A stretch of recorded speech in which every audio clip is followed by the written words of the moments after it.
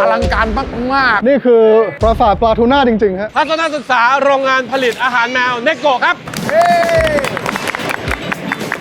บแต่แบงค์คือเป็นเจ้าของที่นี่เลยปะเป็นเจ้าของที่นี่ครับใช่ครับเป็นรุ่นที่ 2ครับผมกับแบงค์เรียนปริญญาโทรุ่นเดียวกันครับห้องเดียวกันแต่ว่าอันนี้จะเป็นสายวิชาการอันนี้จะเป็นสายบันเทิงๆเส้นทางต่างกันมากนะคนนึงเป็นเจ้าของโรงงานอีกคนนึงเป็นตลก อลังการมากๆซีนแรกที่เห็นอยู่คือผมประทับใจมากด้านหลังเนี่ยมันคือปลาโอครับปลาโอครับใช่ครับเป็นปลาทูน่าหลายสายพันธุ์ครับอันนี้คือจับจากทะเลไทยหรือว่าทั้งอิมพอร์ตทั้งเอ็กซ์พอร์ตอะแบงค์ส่วนใหญ่เรานำเข้ามาครับมาจากแถวเวสเทิร์นเซ็นทรัลแปซิฟิกโอเชียนให้คิดภาพถึงออสเตรเลียครับไปไกลๆทางนู้นนะครับหมู่เกาะปาปูนิวกินีแปซิฟิกไอแลนด์ชื่อเกาะแปลกๆครับวานูอาตูฟิจิพวกนี้ครับเป็นแหล่งจับปลาทูน่าที่ใหญ่ที่สุดในโลกครับมันคือแถวที่อยู่ระหว่างฟิลิปปินส์กับออสเตรเลียอย่างนี้ไปทางนู้นเลยครับใช่แล้วก็การจับปลาเนี่ยจะเกิดขึ้นในแปซิฟิกโอเชียนเสร็จแล้วปลาเนี่ยจะถูกขนขึ้นมาแคริเออร์ซึ่งแคริเออร์เนี่ยจะเก็บรักษาความเย็นอุณหภูมิติดลบอย่างดีและแคริเออร์พวกนี้ก็จะถูกส่งมาที่เมืองไทยครับมันเหมือนกับมีทูน่าตัวใหญ่ๆด้วยไหมครับทั้งหมดนี้มันมีกี่พันบ้างครับที่เราใช้อยู่หลักๆที่เราใช้เนี่ยนะครับจะมีทั้งหมด 4,000 หลักนะครับอันแรกเรียกว่าโอแตงสกิปแจ็คไซส์ขนาดพอเหมาะและมีจำนวนมากที่สุดอันที่2จะเป็นเยลโล่ฟินปลาทูน่าครีบเหลืองซึ่งปลาทูน่าครีบเหลืองเนี่ยเนื้อมันจะขาวกว่าคุณภาพมันจะสูงกว่าและไซส์มันจะใหญ่กว่าหนักได้ถึงประมาณ 7-80 โลก็มีอย่างที่3จะเรียกว่าบิ๊กอายมีความคล้ายเยลโล่ฟินไซส์ก็เหมือนกันอย่างที่4เรียกว่าอัลบาคอร์ไม่มีชื่อเล่นว่าชิคเก้นเดอร์เบิร์ดซีความหมายคือเนื้อมันสีขาวมากไซส์มันใหญ่มากตัวหนึ่งเนี่ยประมาณ 3-40 โลได้เลยครับหลักๆใช้อยู่4สปีชีส์ครับทั้งหมดนี้คือกลายเป็นอาหารแมวหมดเลยเหรอส่วนหนึ่งเอาไปลงเป็นอาหารคนต้องบอกให้ทราบก่อนว่าซีวาลูเนี่ยนะครับเราเป็นทั้งโรงงานปลากระป๋องชั้นนำของโลกเรามียอดขายปีหนึ่ง 35,000 ล้านแต่อีกด้านหนึงของธุรกิจเนี่ยเราก็เป็นผู้เล่นเบอร์ต้นๆของประเทศไทยในการผลิตอาหารเปียกของแมวนะครับโดยที่ใช้ปลาทูน่าแล้วก็ใช้เนื้อไก่เป็นอินกรีเดียนหลักครับซึ่งแสดงว่าแมวกับคนเกรดเดียวกันทูน่าถูกไหมอ๋อใช่แน่นอนครับคือจุดยืนของบริษัทพวกเราครับก็คือต้องการให้แมวกินดีปลาทูน่าที่ใส่ในผลิตภัณฑ์อาหารสัตว์เลี้ยงของเนโกะเนี่ยเรามีการใช้ปลาทูน่าเกรดคนกินมาลงเท่านั้นครับคนกินอย่างไรแมวกินอย่างนั้นถูกต้องครับถ้าแมวสบายใจได้นะครับทีนี้พี่สงสัยอย่างหนึ่งว่าเนโกะคือแบรนด์อาหารแมวอาหารเปียก ครับแล้วฟู้ดอินโนวาคือเจ้าของแบรนด์นี้ ถูกต้องใช่ครับแล้วซีแวลูคือซีวาลูคือผู้ผลิตสินค้าอาหารแมวชั้นนำของทั้งประเทศไทยและของโลกครับฟู้ดอินโนวาอยู่ในเครือของซีแวลูอย่างนี้ป่ะผมเป็นเจ้าของทั้ง2ที่นะครับความตั้งใจของการก่อตั้งฟู้ดอินโนวาเนี่ยก็คือเพื่อทำแบรนดิ้งนะครับเพื่อทำมาร์เก็ตติ้งแล้วก็ทำดิสทริบิวชันของอาหารสัตว์เลี้ยงในประเทศไทยครับโดยที่ใช้ซีวาลูเป็นฐานกำลังผลิตที่สำคัญครับทุกอย่างมีซินเนจี้รวมกันเหมือนซีแวลูเนี่ยทำอาหารคนมาก่อนใช่ครับแล้วฟู้ดอินโนวาก็มาทำเนโกะซึ่งทำเกี่ยวกับอาหารสัตว์อาหารเปียกแมวใช่ครับแต่ตัวซีวาลูเองนี่ก็มีความสามารถในการทำอาหารเปียกแมวระดับโลกครับเราเป็นผู้เล่นอันดับต้นของประเทศไทยครับขอที่ขั้นอย่างเดียวมันใหญ่อย่างนี้เลยเหรอใหญ่ครับใหญ่ครับผมอยากอุ้มจังเลยอ่ะว้าวอย่างตัวนั้นประมาณกี่โลครับตัวนี้มี10 กว่าโลครับนี่คือ10 กว่าโลเหรอใช่ครับจริงๆแล้วครับที่ด้านหลังกำลังพยายามคัดไซส์ทุกอย่างอะมันมีประโยชน์อะไรกับขั้นตอนต่อไปอะครับคือการคัดไซส์เนี่ยเป็นหัวใจสำคัญในการผลิตครับเนื่องจากว่าแต่ละไซส์เนี่ยใช้เวลาในการคุกกิ้งไม่เท่ากันไซส์ใหญ่ก็ใช้เวลานานหน่อยเวลาเราคัดไซส์ให้มันยูนิฟอร์มเนี่ยคนที่นำเอาปลาไปผลิตต่อเนี่ยก็สามารถคอนโทรลได้ดีขึ้นคุณภาพก็จะสูงขึ้นด้วยครับพอเสร็จจากตรงนี้เราไปดูอะไรต่อครับเดี๋ยวเราไปดูการคัดไซส์ที่สายพานนะครับต้องบอกก่อนว่าเราให้ความสำคัญเรื่องของการคุมอุณหภูมิฉะนั้นปลาทูน่าทุกตัวที่ส่งมาถึงโรงงานนี้เนี่ยต้องอยู่ในสภาพที่-18เสร็จแล้วนำมาขึ้นรางคัดไซส์อันนี้คัดขั้นพื้นฐานก็คือน้องที่เล็กกว่าตะแกรงหรือว่าไอตัวหมุนนี่ก็จะหล่นลงไปด้านล่างใช่ครับเนี่ยครับแล้วมันก็จะลงที่ตะแกรงซึ่งตะแกรงนึงเนี่ยจะหนักประมาณ800 โลถึง1 ตันครับตัวนี้ประมาณกี่โลครับตัวนี้น่าจะประมาณสัก40 โลได้ครับ3-40 โลครับพอมันมาเป็นตัวแบบนี้ครับเขาขายเป็นกิโลหรือเป็นตัวหรือว่าอะไรยังไงมาเขาขายเป็นกิโลครับคือเวลาเราซื้อเป็นตันนะครับแต่ถ้าคิดเป็นต่อโลเนี่ยปลาตัวนี้น่าจะมีราคาอยู่ที่ประมาณ6-70 บาทต่อโลน้ำหนักตัวนี้สมมติ40 โลก็ตัวละ 2,000 กว่าบาทนะครับโรงงานนี้เคยได้ใหญ่สุดไซส์ไหนครับเป็น100 โลก็มีครับเป็น100 โลตัวนะใช่ประวานเหรอครับเป็นตัวเวลาเราเอามาโปรเซสต้องหั่นเป็นท่อนๆเลยครับมันใหญ่มากครับแต่ตัวใหญ่ขนาดนี้ก็กลายเป็นอาหารแมวเหมือนกันกลายเป็นอาหารแมวครับเยลโล่ฟินมันมีเนื้อขาวมากนะครับแล้วก็เนื้อของเยลโล่ฟินเนี่ยถูกนำมาใช้ในผลิตภัณฑ์ของเนโกะด้วยครับแต่ที่เรามาตรงนี้คือแบงค์จะให้มาดูการชั่งน้ำหนักใช่ครับอยากให้ดูว่า1ตะแกรงที่เราเห็นเนี่ยน้ำหนักมันประมาณเกือบ900 โลถึงตันหนึ่งแล้วเดี๋ยวหลังจากที่ดูการชั่งน้ำหนักเสร็จเนี่ย ผมอยากเรียนเชิญทุกท่านเข้าไปดูในห้องเย็นของเรานะครับซึ่งผมเรียกได้ว่าเป็นห้องเย็นที่ใหญ่มากนะครับเก็บได้เกือบ10,000 ตันครับยังไงเดี๋ยวเรียนเชิญดูต่อนะครับ พนักงานบางคนเขาไม่หนาวเหรอครับ หนาวครับหนาวมากครับข้างในนี่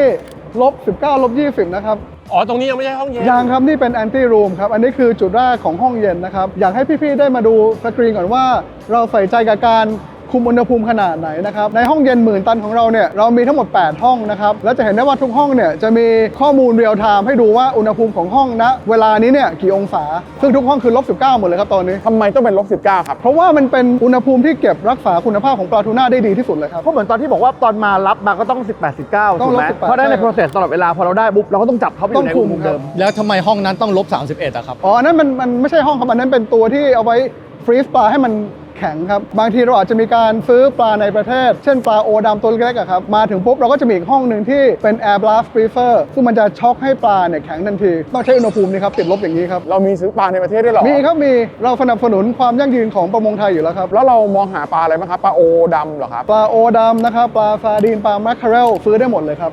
แล้วปลา3,000เหล่านี้เราไปทำอะไรได้บ้างอะครับ คือโอดำเนี่ยก็จะลงอาหารคนนะครับเนื่องจากว่าเป็นปลาตัวเล็กนะครับมีสีขาวและเป็นที่ต้องการของตลาดพรีเมียมทั้งหลายญี่ปุ่นก็ชอบนะครับอเมริกาชอบยุโรปชอบได้ราคาสูงครับถ้าเป็นโอดำส่วนซาดีนแมคเคอเรลเนี่ยเราก็เห็นแล้วนะครับเมืองไทยเราบริโภคปลากระป๋องในซอสมะเขือเทศเยอะขนาดไหนอย่างของพวกเราเนี่ยมีแบรนด์ซูเปอร์ซีเชฟอยู่นะครับก็เป็นสินค้าที่มีความโด่งดังทั้งตัวซาดีนและแมคเคอเรลครับ เดี๋ยวนะครับแบงค์คือเจ้าของ ซูเปอร์ซีเชฟใช่ครับ ตอนเรียนไม่เห็นบอกเลย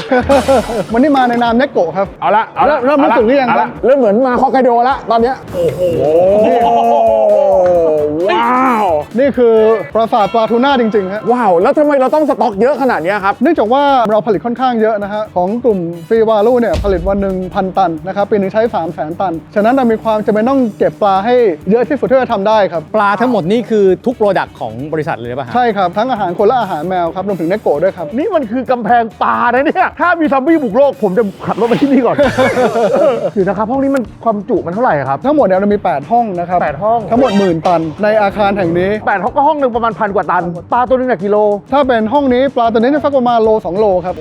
แยกตามไซส์ด้วย แสนตัว ใช่แยกตามไซส์ด้วยครับสำคัญครับเรื่องไซส์ แสนกว่าตัว อลังการไหมครับผมภูมิใจมากเลยครับ ผมภูมิใจมากคนที่พามาดูสต็อกปลาแล้วภูมิใจ เดี๋ยวแบบผมเล่าให้ฟังก่อนผมเคยไปโรงงานที่เป็นห้องเย็นแบบนี้ใหญ่ที่สุดที่ผมเคยไปคือโรงงานนมเพราะนมเขาต้องเก็บในห้องเย็นแบบนี้ไซส์ประมาณนี้นะประมาณนี้หรืออาจจะใหญ่กว่าแค่1 เท่า แต่นี่คือ8 ห้องนะแล้วพอมันเป็นปลามันแบบโอ้ my god ที่เขาภูมิใจผมคิดว่าทั้งหมดเนี่ยคุณอย่าลืมนะ มันเป็นเงิน นี่ก็คือเหมือนคุณพามาดูทองอ่ะ คุณอาจจะเล่นราคาทอง คุณอาจจะเล่นราคาเงิน นี่คนนี้เขาเล่นราคาปลา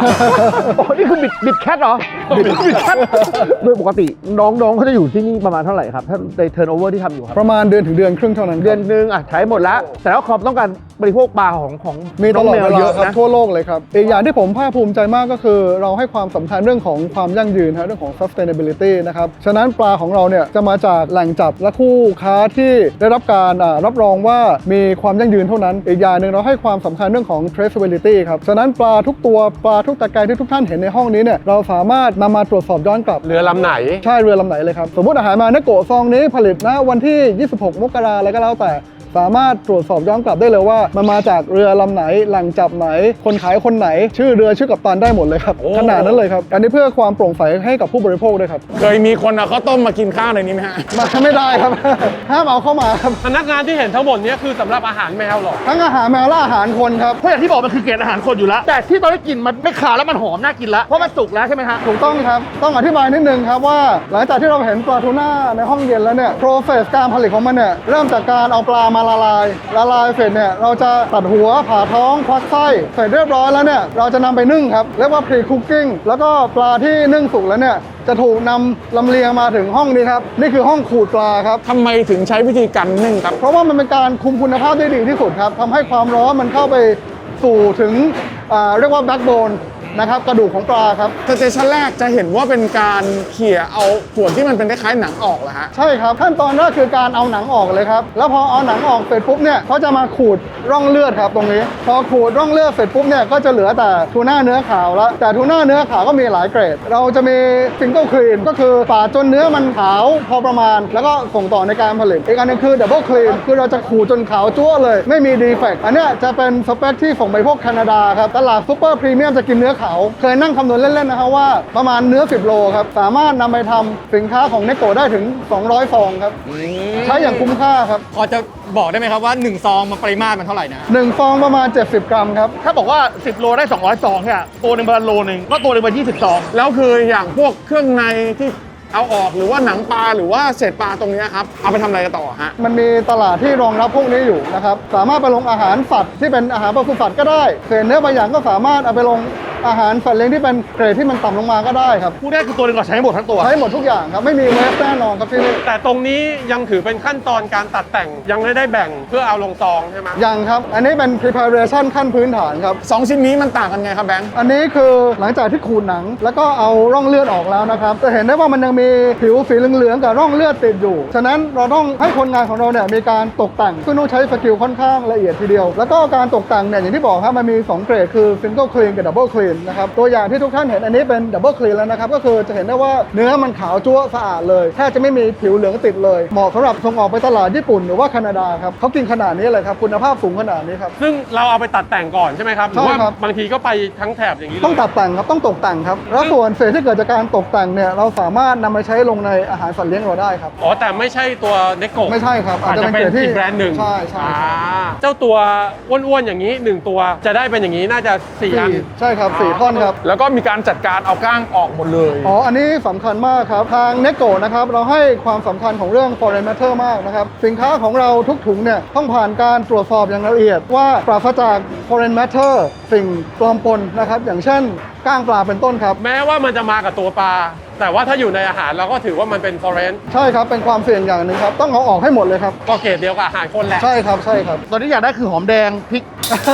มะนาว ข้าวสวยร้อน น้ำตาลตรงนี้เรากำลังจะทำอะไรครับแบงค์ ตรงนี้นะครับเราเอาเนื้อทูน่าที่ขูดสะอาดแล้วเนี่ยนำมาผ่านเครื่องที่เรียกว่าเฟรเกอร์มันจะป่นให้เป็นเศษที่มันมีขนาดพอเหมาะสำหรับน้องแมวครับ ตอนแรกเข้าใจว่าของคนน่ะกินชิ้นใหญ่ไอ้เนื้อที่ขูดออกหรือว่าบางอันตรงหางอ่ะ ให้เป็นอาหารแมว ไม่ใช่ครับมาฟินเลยทั้งชิ้นเลย เราไม่ได้แบ่งเกรดว่าคนกับแมวเป็นอันไหน ขายคนก็ของเหมือนกันขายแมวก็ของเหมือนกัน ปลาคุณภาพเดียวกันเลยอย่างที่บอกฮะเรามีความภูมิใจที่เป็นแบรนด์แรกๆในประเทศไทย ที่เอา human grade tuna เนี่ยมาใช้ในอาหารสัตว์เลี้ยง แกกินดีพอๆกับพวกฉันนะเว้ยเมียว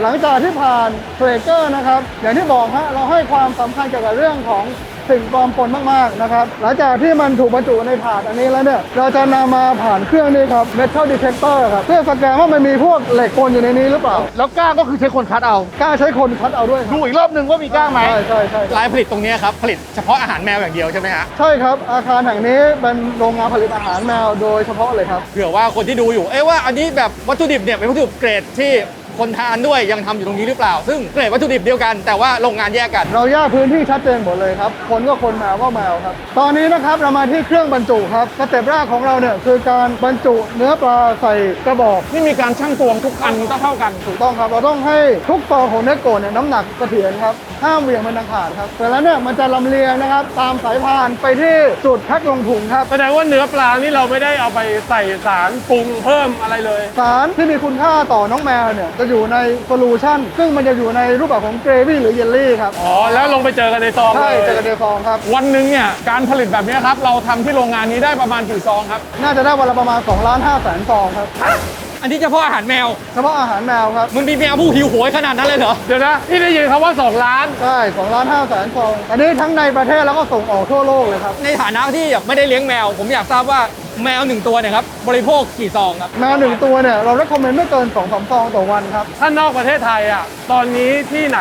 เป็นลูกค้าที่สั่งแบรนด์เนโกะไปขายเยอะที่สุดครับ ตอนนี้นักโกะเนี่ยขายในหลายประเทศในเอเชียตะวันออกเฉียงใต้นะครับ เรามีขายที่เวียดนามนะครับ มีขายที่พม่า มีขายในมาเลมีขายในบรูไนครับ ฟิลิปปินส์ด้วยครับหลังจากที่ปลามันลำเลียงปุ๊บเนี่ยมันจะไปสู่เครื่องบรรจุครับจะเห็นว่ามีหลายหัวใช่ไหมครับ หัวเนี่ยมันก็จะปล่อยน้ำเกรวี่หรือน้ำเยลลี่ออกมา แล้วผสมกับเนื้อปลาที่เราใส่ลงไป เสร็จปุ๊บเนี่ยก็จะมีเครื่องอัตโนมัติในการฟิลปากของให้มันสมบูรณ์ครับ แค่นั้นไม่พอครับทางเนโกะเราเนี่ยจะให้ความสำคัญกับเรื่องของคุณภาพมาก ฉะนั้นเราจะมีแผนก QC แผนก Quality Control เนี่ยในการเช็คฟิลสเตรนท์ของแต่ละถุงครับเพื่อมั่นใจว่าการฟิลของปากถุงเนี่ย เนี่ยมันสมบูรณ์และไม่มีรอยรั่วครับให้ความสำคัญมากครับและหลังจากที่ซีลถุงเสร็จปุ๊บเนี่ยก็จะมาผ่านเวทเช็คเกอร์ต้องได้น้ำหนักตามหน้าซองที่ระบุไว้นะครับเสร็จแล้วก็จะลำเลียงต่อไปที่ห้องที่เป็นหม้อฆ่าเชื้อครับ สูตรสีเขียวกับสูตรสีน้ำเงินต่างกันยังไงครับ สองสูตรของเนโกะที่เป็นสูตรที่ขายดีที่สุดนะครับตัวสีน้ำเงินเนี่ยจะเป็นทูน่าในเยลลี่นะครับส่วนสีเขียวจะเป็นทูน่าในเยลลี่ท็อปปิ้งไก่ครับเป็นตัวที่ขายดีที่สุดของเนโกะเลยครับ ต้องขออภัยที่ยังไม่เคยทานนะฮะ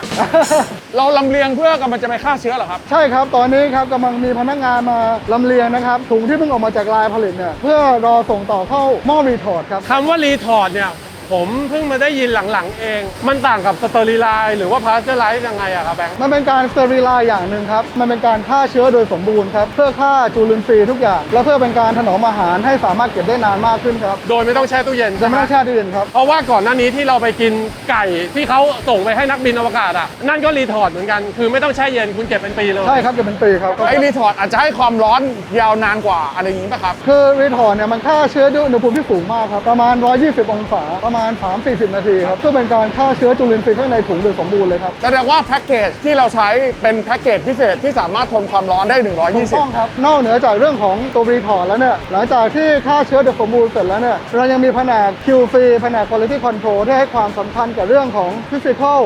กับ Chemical Aspect ของสินค้านะครับฉะนั้นทีม QC ของเราเนี่ยจะมีการเช็ค Physical เช็คเรื่องของหน้าตารูปลักษณ์นะครับว่าได้ตามสเปคหรือเปล่าเท่านั้นไม่พอนะครับเรายังมี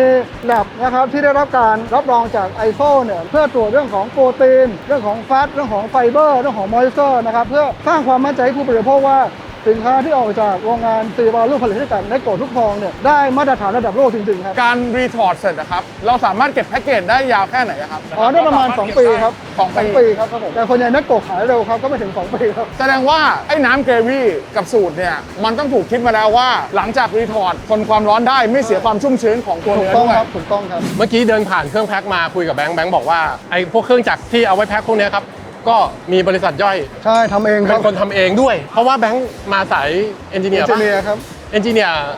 ์ด้าน มี ไหนอะ อินดัสเทรียลครับแต่เข้าใจไม่คันในข้อประมาณหนึ่ง มีข้อสงสัยครับ เมื่อกี้เราเดินผ่านมามันมีเนโกะสีน้ำเงินเนโกะเขียวแดงอันนี้ต่างกันไงครับ อ๋อ มันเป็นสูตรที่ต่างกันครับ อย่างที่บอกเมื่อกี้ตัวขายดีที่สุดเนี่ยคือตัวสีน้ำเงินกับสีเขียวนะครับ น้ำเงินคือรสปลาทูน่านะครับ สีเขียวคือรสทูน่าท็อปปิ้งไก่นะครับ แล้วเรายังมีอีกหลาย10ตัวเลยครับ หลายท็อปปิ้งครับ เพื่อสร้างความหลากหลาย แล้วก็เพิ่มช้อยส์ให้กับคอน sumer ในการเลือกครับ แต่เมื่อกี้ผมเห็นมีผสมนมแพะด้วยนะ มีครับมีอันนั้นสำหรับ ลูกแมวใช่ไหม คิทเช่นถูกต้องครับ มีกุ้งหอยเชลล์ด้วยนะ มีครับ มีสลัดไข่ตุ๋นด้วยนะ โอ้มีทุกอย่างเลย โอ้ ค โห รับ เยอะแยะหลายรส ใช่ใช่มีชีสด้วยครับ ว้าว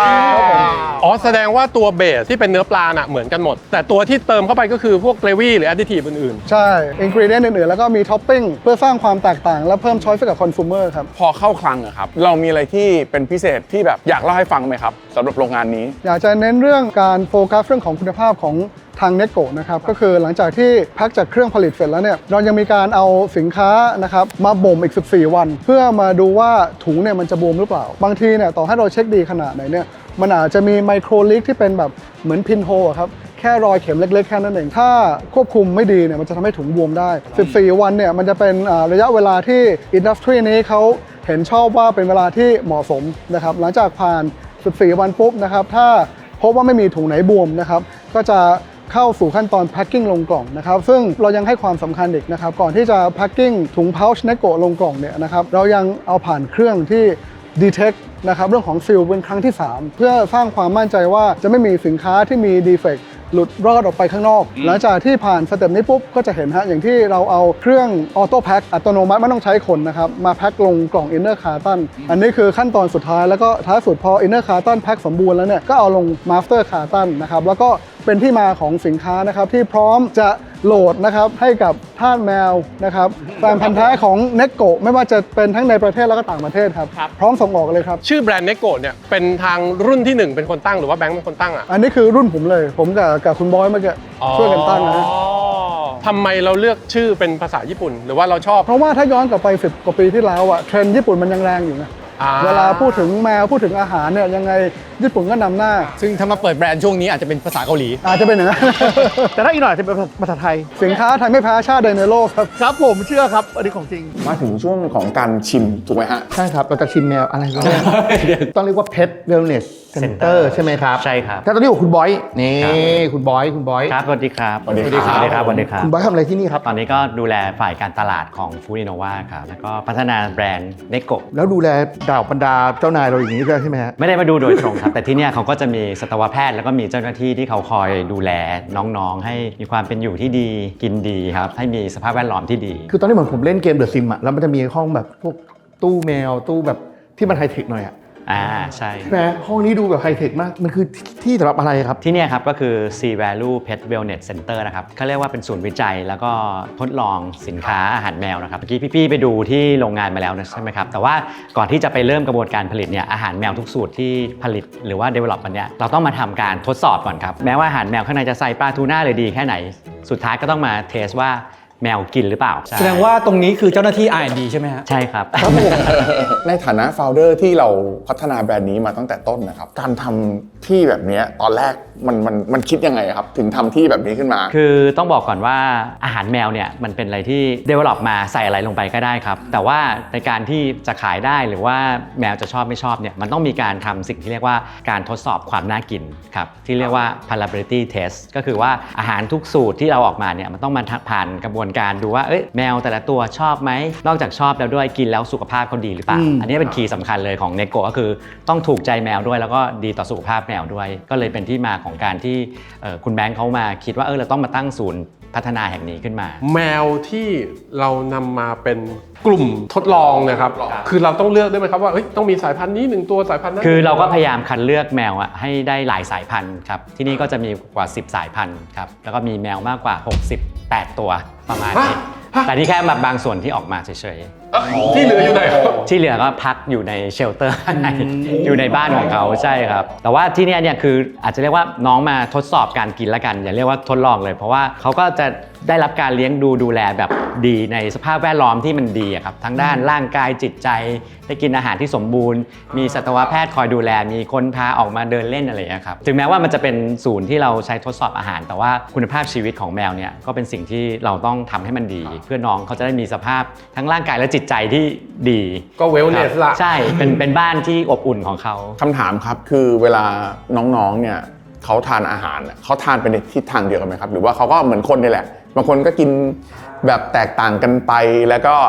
เราก็ต้องมานั่งคำนวณเขาเรียกสัมประสิทธิ์ส่วนมากว่าเขาชอบอะไรกันคือที่นี่เขาก็จะมีมาตรฐานการให้ของเขาอยู่แล้วว่าวันหนึ่งแมวแต่ละตัวด้วยน้ำหนักแบบนี้ควรจะกินกี่กรัมกินเป็นเวลากี่โมงอะไรอย่างเงี้ยครับเขาก็จะพยายามเขาเรียกว่าเลี้ยงแบบเรามีการควบคุมการกินที่เรียกว่าถูกสุขลักษณะของน้องแมวครับเปียกมาแล้วลูกเปียกมาแล้วลูกมาผมชอบอันนี้มากเลยเลเซอร์ที่เล่นอ่ะทันไหมอุ้ยคัดมาลุมจริงๆอย่างอาหารซองเนี่ยครับมันเป็นนับเป็นอาหารมื้อหลักหรือเป็นสแน็คของเขาฮะที่คุณคัตโตถืออยู่เนี่ยเป็นเขาเรียกว่าเป็นขนมครีมแมวเลียครับก็เรียกว่าเป็นสแน็คละกันเป็นขนมแมวครับแต่ว่าถ้าอาหารหลักก็ต้องจะเป็นพวกแบบนี้เป็นซองแบบนี้ครับซึ่งแมวเขาส่วนใหญ่เขาก็ชอบอยู่แล้วแม้ว่าจะเป็นขนมเนี่ยเราก็ทำจากทูน่าแท้เหมือนกันครับใช้ทูน่าเนื้อขาวนะครับแล้วก็มาใส่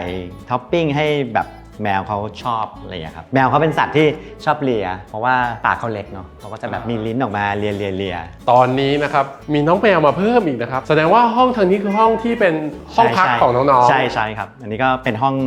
งนี้เอาไว้ห้องสำหรับให้แมวมาเล่นมาอาบน้ำมาทำกิจกรรมคือถ้าคุณบอยไม่พูดต่อตอนนี้จะเล่นกับแมวกันหมดแล้วเล่นเลยครับพี่เชิญครับเรามาเล่นกับแมวกันดีกว่าได้เวลาน่ารักมากเลยตัวนี้ชื่อน้องออทัมนะครับอันนี้เป็น3สีแท้เพราะว่ามันมีสีส้มดำขาวหายากมากเดี๋ยวครับคุณบอยจำได้ทั้ง68ตัวไม่ครับ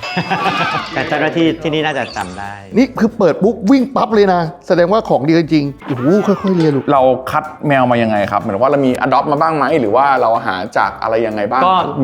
มีทั้ง2แบบก็คือส่วนใหญ่ก็คือมีนำเข้ามาจากต่างประเทศด้วยเพื่อให้ได้สายพันธุ์ที่มันตรงถูกต้องแล้วก็มีแมวที่เป็นแมวไทยก็มีที่เป็นแมวพันธุ์ผสมครับบรีดกันมาที่นี่เปิดให้ลูกค้านอกเข้ามาใช้บริการได้ไหมครับเผื่อคนอยากมาเที่ยวคาเฟ่แมว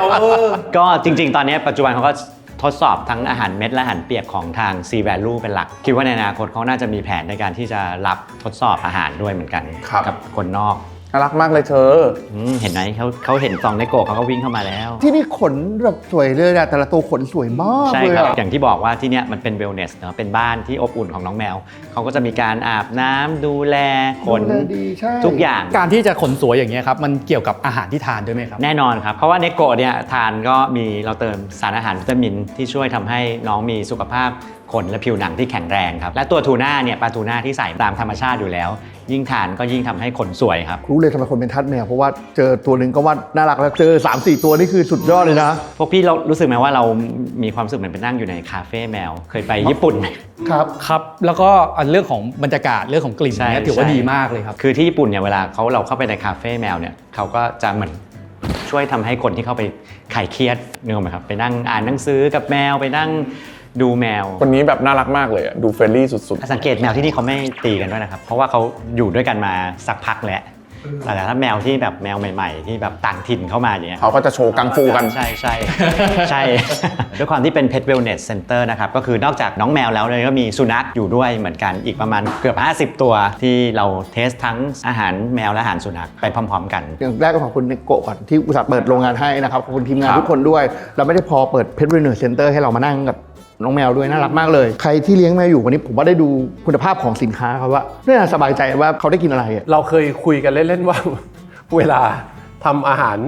ทั้งแมวหมาหรือสัตว์เลี้ยงอื่นๆคือเขาเทสกันยังไง แล้วเราก็เคยได้ยินว่าอย่างอาหารหมาเนี่ยอาจจะใช้คนกิน แต่แมวเราก็แบบเฮ้ยปลาบางทีมันขาวหรือเปล่าอะไรอย่างเงี้ยพอมาที่นี่เราก็คิดกันว่าหรือว่าเขาใช้แมววะแล้วใช้แมวจริง ด้วย สุดท้ายนี้ก็ฝากถึงทาสแมวทุกท่านนะครับคุณได้เห็นแล้วว่าในโกะคือใช้เนื้อปลาที่คนกินนี่แหละ ซึ่งก็เป็นปลาทูน่า ใช่ สารที่เราเติมเข้าไปอะไรอย่างเงี้ยก็น่าจะวิจัยมาแล้วว่า ดีต่อสุขภาพของแมวใช่ครับอาหารแมวเนโกะนะครับเป็นอาหารแมวเกรดพรีเมียมนะครับทำจากเนื้อทูน่าแท้นะครับไม่เติมเกลือดีต่อสุขภาพไตนะครับแล้วเราก็มีการเสริมสารอาหารวิตามินแร่ธาตุที่ดีต่อสุขภาพแมวทุกช่วงวัยนะครับที่สำคัญอร่อยถูกใจแมวต้องเนโกะนะครับ และสำหรับอาหารสุนัขล่ะครับ เป็นแบรนด์อะไรครับ แบรนด์ที่เราใช้เรียกว่าแบรนด์ Hercules ครับ และอันนั้นเบสเป็นอะไรอ่ะ ส่วนใหญ่ก็จะเป็นเนื้อแท้ ก็มีไก่ มีเนื้อวัว มีเนื้อแกะประมาณนี้ครับ อาหารแมวเนโกะนะครับ มีจำหน่ายที่ร้านเพชช็อปทั่วประเทศครับ แล้วก็ห้างสรรพสินค้าชั้นนำหมดทุกที่ ออนไลน์มีตรง ออนไลน์ก็ ไหม มี ครับ ในเพจของเราทางแพลตฟอร์มก็มีเหมือน Shopee ครับก็มี โอเค แสดงว่าช่องทางอินเทอร์เน็ตลองไปเสิร์ชดู ส่วน ว่าเนโกะ ถ้าติดตามข่าวสารและกิจกรรมของแบรนด์ก็ได้ทาง Facebook Instagram X แล้วก็ TikTok ครับมีครบหมดเลย เสิร์ชว่าเนโกะ เนโกะ Cat Food ครับ ลาไปด้วยภาพของน้องแมวน้องหมาดีกว่า ครับผู้ นะครับ เรียกภาพของผู้บริโภค เนาะจะได้แบบนั้นดู